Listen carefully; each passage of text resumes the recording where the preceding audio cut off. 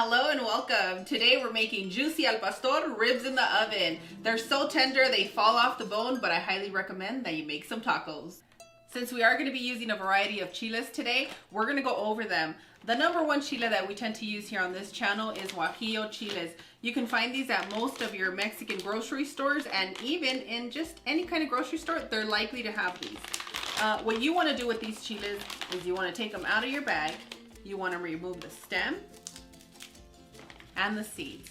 So if you choose to use this chile, you're not gonna cry. It's mild. Even if you use 4 or 6, you should be able to handle it. But if you can't handle spice at all, just go with 1. It's gonna enhance the flavor and the color of your dish. The next chile that you wanna use is your pasilla or an ancho chile. These sometimes get mixed together. You'll notice that some are long, some are short, but at the end, you're gonna get the flavor that you need from these chilies, which is a nice little kick, a smoky, earthy, fruity flavor. With this one, what you're gonna have to do is you're gonna have to toast it on your stove in order for it to get warm enough for you to remove the stem and the seeds. And here is a favorite that you might recognize, your chipotle in adobo. If you can't find your chipotles in adobo, you're not likely to find them dry unless you go to a specialty Mexican market. But I suggest to get a good can of your chipotle, and these do get spicy depending on the brand that you're using. So start with 1, and then the next time you make the recipe, you can also add another, and then you can adjust to your liking. And don't act like you can't handle the spice. You love these because they're just roasted jalapenos. And if you want your ribs to get sassy and talk back, I definitely suggest that you use some chiles de árbol. This is a spicy señorita from all chiles. If you can't handle the spice, but you need a little bit of a kick, start with half.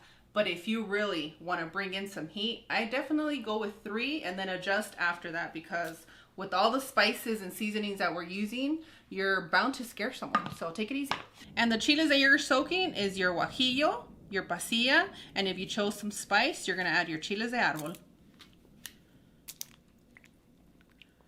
To your blender, you want to add 6 ounces of pineapple juice, 8 ounces of orange juice, 3/4 of a cup of apple cider vinegar, your softened chiles, 2 chipotles in adobo sauce, 2 tablespoons of Mexican oregano, 1 tablespoon of ground cumin, half a tablespoon of ground ginger, half a tablespoon of black pepper, 2 tablespoons of chicken bouillon, half a tablespoon of salt, 6 pieces of clove, the spice, 4 garlic cloves, 2 bay leaves, and if they're small, you can add a little extra one. 3.5 ounces of achiote paste, and if you don't have access to achiote paste, you can use 2 tablespoons of annatto powder. 1 teaspoon of cinnamon. These next 2 ingredients are optional, but they enhance the flavor of your ribs. You're gonna use 1 teaspoon of coriander powder and half a tablespoon of liquid smoke. And now you're gonna blend until smooth.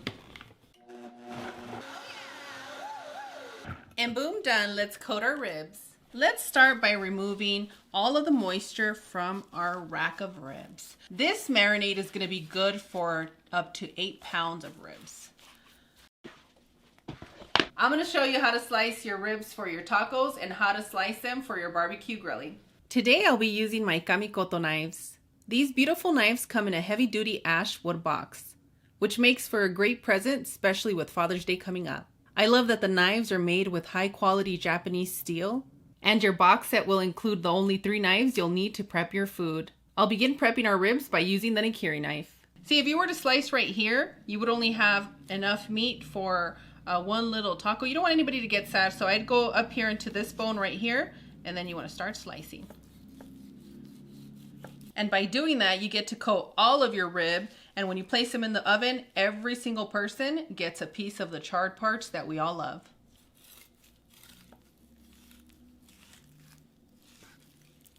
And this piece right here is the one that you're gonna be serving for your barbecue plate. And just when you think this recipe can't get any better, it does. Kamikoto's currently running a massive Father's Day sale, making sure that each and every one of you watching right now will get $50 off. So all you have to do is click the link right here, use views for a discount code, and if you need additional information, make sure you look in the description area. I'm only gonna add a little bit of our marinade into the bowl, and if I have any extra marinade left, I can place it into my freezer for later use. You'll get the best flavor of your ribs if you allow the marinade to rest and soak up for a minimum of 24 hours. But if you need this within the hour, I think a good hour should give you enough to shine with your family. And when you have your ribs sliced up just like this, it's best to marinate them in a bag. You'll have more space in your refrigerator, allowing you to make more ribs, because once you start with one, then everybody wants to eat the whole rack. So you have to have enough. This is what it looks like when it's been resting for 24 hours, soaking up all those delicious seasonings. So this one, I'm gonna go ahead and place them into separate little baggies in the freezer for later use. And now you're gonna bake your ribs in the oven at 350 degrees for 2 hours with the foil on. After 2 hours, you're gonna remove the foil, and that's when you're gonna begin coating your ribs with a little bit of pineapple juice to enhance that flavor we all love from al pastor. In this bowl, I have a little bit of pineapple juice, and I'm gonna add a little bit of honey. Give that a loving mix. And then you wanna start coating your ribs. They're gonna go back in the oven, and you're gonna repeat this process 2 more times. And you're gonna ask, why are we gonna do this 2 times? So that we can get a beautiful and delicious crust. And remember, no foil for this part. And boom, done, our ribs are ready. As I mentioned, fall off the bone, delicious. You want to pour your favorite salsa over your ribs.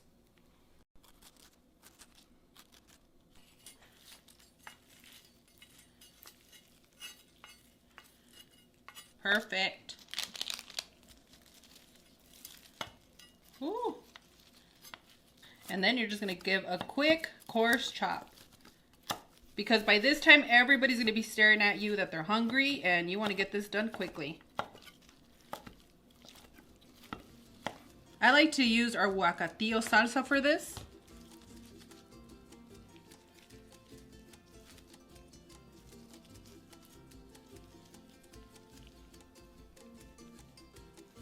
Cilantro and onions will never fail you. Salsa verde.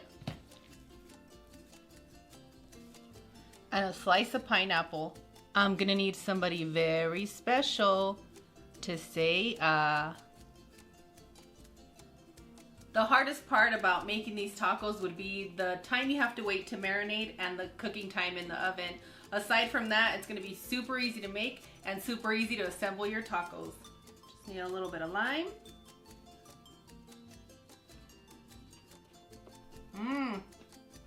These are absolutely delicious, and I'm going to tell you why. All the seasonings that we prepared for our ribs come through with a little touch of sweetness once you squeeze a little bit of lime juice on it. If you don't squeeze a little bit of lime juice, you're not going to get those flavors to pop in your mouth.